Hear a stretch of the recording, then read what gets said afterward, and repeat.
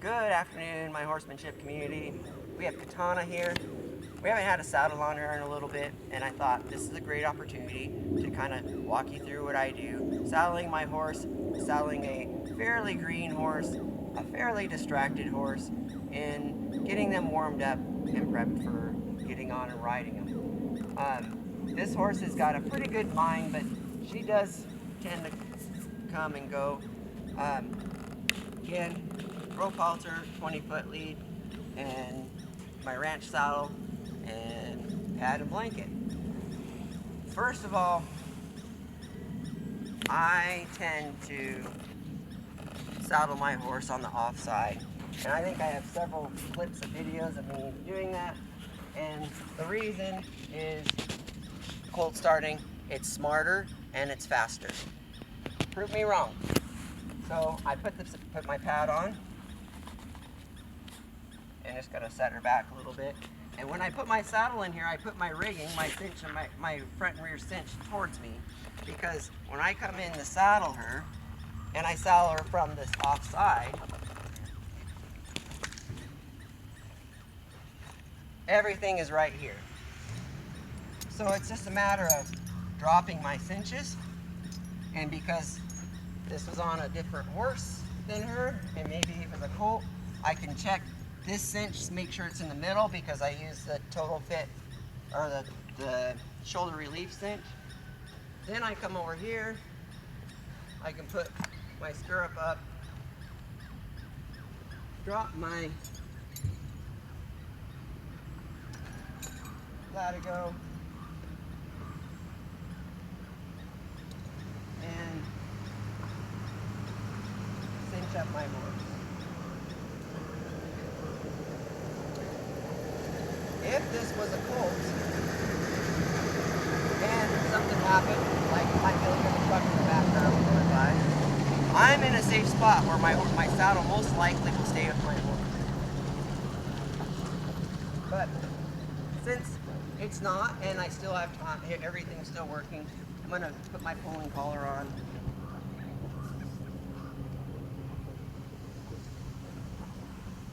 This won't be adjusted quite right for her, but it'll be close enough.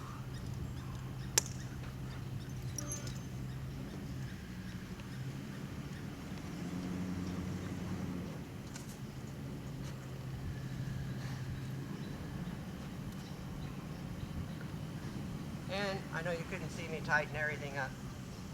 Technically, I'm ready to go. Like, this saddle's not coming off, and it's super quick. If I put the saddle on the onside, on this side, I have to put my saddle on, come around here, drop down my rigging, make sure everything's right, come around here, so cinch my horse up. Oh, my breast collar is too loose, and then I have to come back over here. And so I end up spending all this time going back and forth. And this is, you only have so big of a window when you're starting a colt. And this gives me more window, of less time of working on this side, then go. Kind of like NASCAR. So I'm just going to ask her to walk now. She hasn't had a saddle on in a while. I normally just let them walk out and warm up. I didn't grab my stick here. So what I'm going to do is I'm just going to walk my circle, and I'm going to just let her walk. I'm not going to stop and lead her. I'm going to move my circle over here, come and grab my tool, come back out here, and my horse never stopped walking on her circle. Why is that important? Because I'm warming her up. And if I stop and lead her, maybe that change, that transition of not walking and leading her would be enough to set her off, because she hasn't had the saddle on in so long. So if I'm directing her around wherever I need her, so I am still leading her. So I still have her focused on me, I'm still warming her up. Not my focus never leaves the horse, even though I need to go get the stick. It's just a form of multitasking that I find really, really important. The more I flow all these pieces together with this horse, the more focus she has on me, the more we're a team, the more likely things are going to go according to plan. Well, she offered the trot there. I'm not going to take it away because it's pretty much where she is when she doesn't have a saddle on. So there's no tightness. She's looking out a little bit, but that's part of what you said in the beginning. She's a little bit distracted. And since she decided to trot, we're going to just switch directions. Ask her up into the trot. Make sure this side's fairly similar to the other side. And she's looking, she's kind of funny today. She's kind of looking for things that can be distracting. What that tells me is the owner of this horse needs to do more than just groundwork in the arena. She needs to add some tarps, some poles, some bridges, some obstacles, because she's a little bit bored.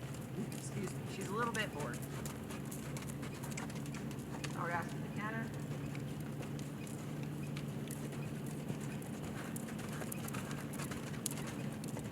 I love it.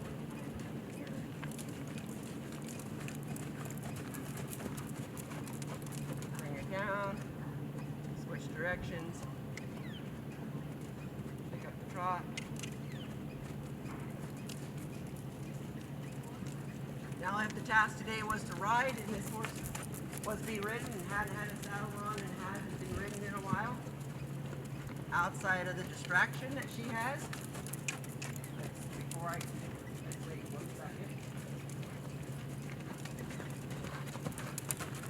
Besides it being a little bit distracted, I wouldn't be overworking this horse like physically, like trying to run all the energy out of her. That would be pretty much useless because she's good. She picked up all of her gait outside of the distraction. She checked off all the boxes. So, in a pinch here, I don't have time to set up obstacles for you guys. So in a pinch, this is another reason why I like the flag. It's another tool for the flag.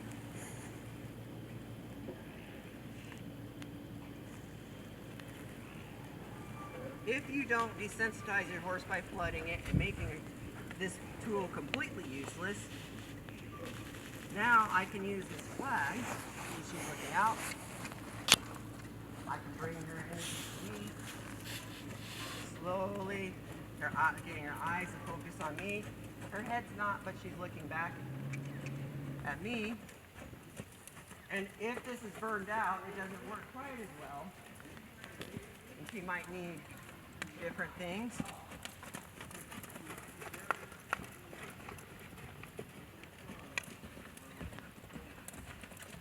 And don't be fooled by the horses turning their head into you if they're focused on you. You watch her ear now.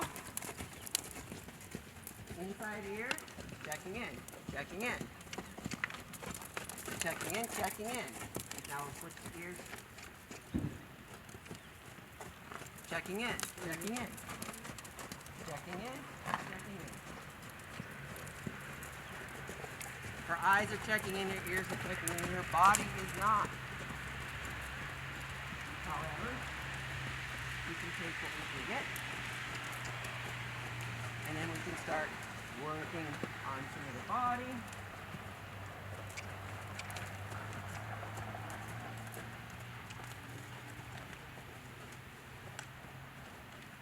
Here. Not spending a lot of time like pulling on her, like she should follow these things. She should follow here. She's not quite following as well as she should. Here. And we'll just set her back out. In the trot. Check her in here. Oh, she's out there. She's in here. She's out there. She's in here.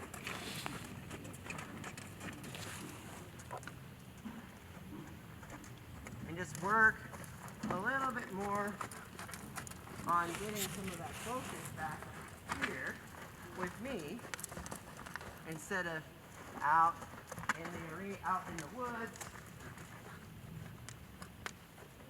or in the parking lot. And being that it's been a while since she's had the focus as much, obviously, expecting her to be perfect isn't fair to her, especially being a younger, greener horse that's having some sitting time.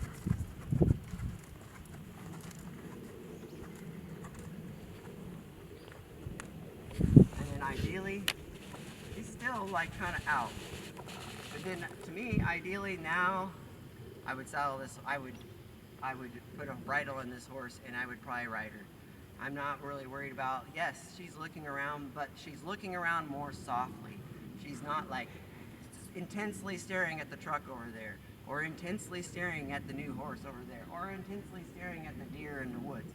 She's looking at them, she's aware of them, but the energy and how she's leaving is much, much less. And if is she following me? Let's see here. She's gone, she's back.